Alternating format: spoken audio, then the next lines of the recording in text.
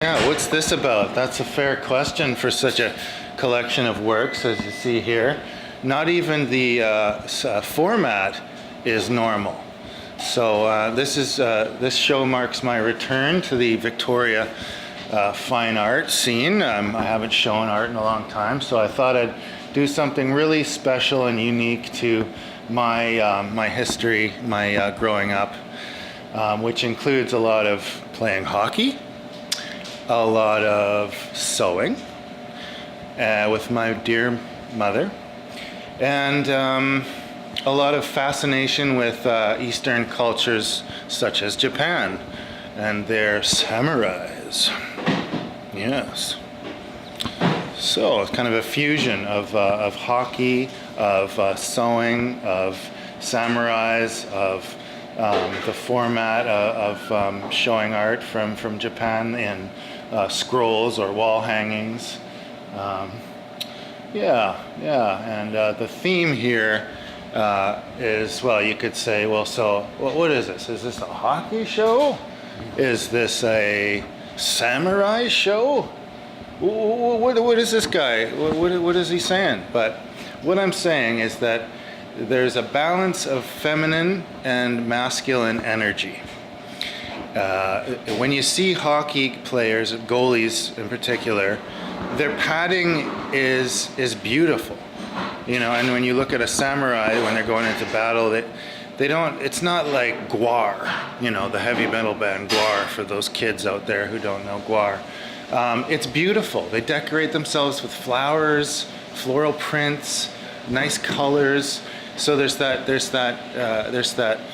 dichotomy, the right word, of beauty and feminine energy in the combative masculine warrior side, in both hockey and in warfare, like samurais. So I wanted to show that because I think there's a real issue today with masculine and feminine energies being a little bit out of whack. And I want to say how I believe in a healthy balance of both, aggressive and passive, soft and hard, all that sort of mumbo jumbo, you know what I mean? But in the end, it's a celebration of, geometric patterns, a lot of, triangles, some hexagons over there. That's my pal Ron Hexagon, which is a little shout out to old Ron Hextall, who was a goalie for the Flyers.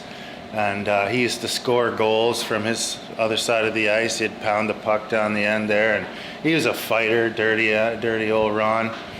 And, his mom owned Maddox Farm, his family, So when I was little, I went out and got my hockey cards signed by old Ron Hextall. So yeah, the hexagon is a pretty special shape. So Ron became Ron Hexagon. He's number 27. That was my number in hockey as well. So yeah, it's a culmination of everything. And then I've taken some... The appendages over here are the Gary Oak side of my persona, which for those who have followed my work a little bit know that I'm pretty obsessed with Gary Oak trees, and I do a lot of sort of restoration work with various groups in town that pull ivy and broom and stuff like that. And this over here is a flag that I developed to symbolize the pre-colonial Gary Oak meadows, savannas that would have, camas flowers growing the purpley blue flower, and then the acorn that grows in, you see it in little tri-clusters. So that was kind of my idea of a flag or banner representing that. Yeah, so it all kind of came together into what I'd see as a fusion of, my history with being Canadian, and my fascination with Japan and native ecosystems. So all together in one package. Can you talk about a little bit of the material that you use and why in certain things? And the painting, what type of painting do you use? Sure, the nitty gritty. Yeah, so with these, because they're meant to be able to roll and transport, I couldn't use any oil because that would get too brittle. So I did the nice gesso and several layers of acrylic, and I spiced things up with a little bit of spray paint in there, but not too much because spray paint will crack. Gets brittle, the lacquer. And so you wouldn't believe, I could have just salvaged a bunch of old dirty pairs of jeans and got an interesting look as well, but I went and bought a whole bunch of, I must have bought a whole bolt of denim from the fabric store. And this is my mom and I, she helped me a lot with this, taught me how to sew, and I broke the sewing machine 1,000 times making these things. But yeah, lots of heavy denim, and then I just sewed the canvas into the denim, just folded it over, and stitch, stitch, stitch. And well, that was most of the work right there, I'd say, was in making those things. Painting them was the easy part. And then, I've been playing around with masking tape, seeing what I can do with getting some, balancing out the soft, irregular brush strokes with crisp masked lines. So tape, denim, canvas, acrylic, spray paint, string, it's all there. Yeah, Osen wood too, the wooden dowlings. And a nice little touch is I went to the old rock climbing store. Rock climbing real popular these days, and I got some fancy ropes that they use to climb up big tall cliffs. So I tried to color match as best as I could there. And I left stuff kind of hang dangling around so people can adjust the ropes when they take them home to their their new condo that they've just bought in Victoria, BC, Vancouver Island. Great place to settle in. Come on down. Mm-hmm. Whoa. So why denim?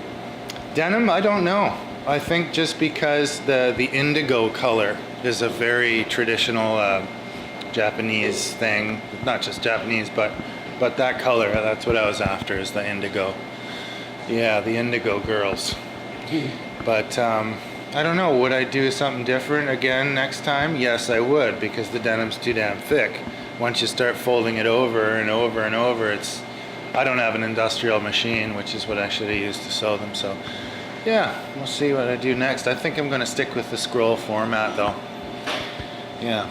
So are you naming the show somehow? I was going to call it Culturally Inappropriate, because one of the things I'm celebrating here is the right as an artist to use cultural appropriation for a positive thing, outcome. Because it's a global culture. I think we can agree every race is everywhere, every culture is everywhere. So are we going to get hung up on, that's not really, you're not Japanese. I took some courses at Camosun. I've had enough debate about cultural appropriation. It's interesting, but if people get offended, I can't see why they would. But all the better, all the better. So that's Yeah. So we can call it cultural appropriation, or culturally inappropriate. But it's too much of a mouthful. So I just called it. Artwork by Peter Allen, 2017. So, yeah, no clever names. Yeah. So how long is the show? The show is up here for all of April. Yes, all of April. And if the next artist doesn't get their stuff together, then I guess it'll just continue. But this is kind of where I've shown art most. People say, "Oh, so you're an artist. Do you have any stuff in the galleries?" I'm afraid this is it. This is as far as I get. This is my gallery here, my own personal gallery, and this one sells breakfast. Yeah, so they don't, Yeah, you don't have to come late at night, and everyone's drinking. You come here in the morning, nice and fresh. You have a coffee and food, do healthy things. Yeah, that's the new me. So yeah. So your email is over there? Yeah, all my details are over here. I'm pretty easy to find on the internet. Yeah. Pretty easy. As is everything. So, yeah.